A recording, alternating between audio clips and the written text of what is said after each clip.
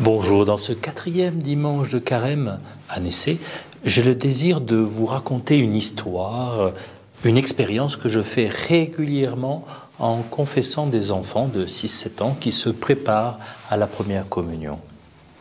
Pour leur première confession, la plupart du temps, ils ont du mal à se reprocher quelque chose.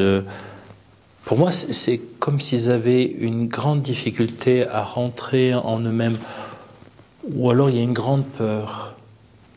Pour la deuxième confession, par contre, je les trouve beaucoup plus à l'aise et confiants, non pas tant vis-à-vis de moi, mais vis-à-vis d'eux-mêmes et de l'image qu'ils ont de Dieu.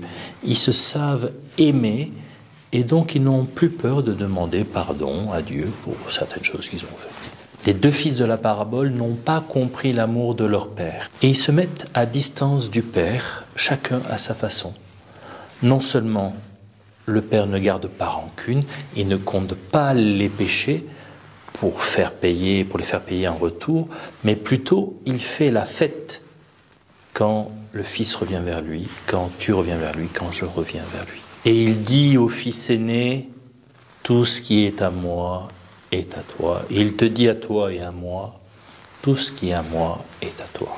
Notre chemin spirituel est souvent un passage de ce Dieu que j'imagine en moi, qui compte mes péchés et me les fait payer. Ô Dieu de la Bible révélé par Jésus, qui m'aide et qui m'aime gratuitement, avec mes qualités, mes défauts, mes péchés.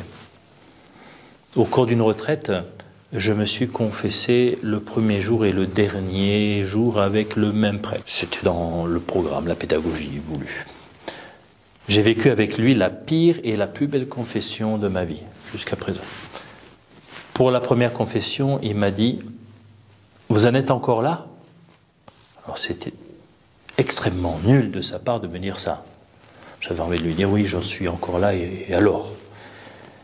Par contre, pour la seconde confession, j'ai pris mon courage à deux mains et j'ai retenté l'expérience avec ce prêtre. Et là, il ne m'a rien dit du tout, il m'a juste donné le pardon. Et pour moi, à ce moment-là, j'ai expérimenté la gratuité de l'amour de Dieu pour moi. Dieu ne se soucie pas de ce que j'ai fait, de ce que nous avons fait. Il nous aime, il nous accompagne. Fais ce que tu veux, mais n'oublie pas que je t'aime. J'aime bien ça. Et toi, comment réagis-tu au texte de ce dimanche? Si tu veux, tu peux mettre ta réaction dans les commentaires sous la vidéo. Je te souhaite un bon dimanche de carême. À dimanche prochain. Le roi de mon cœur soit la montagne qui m'élève, la source qui m'a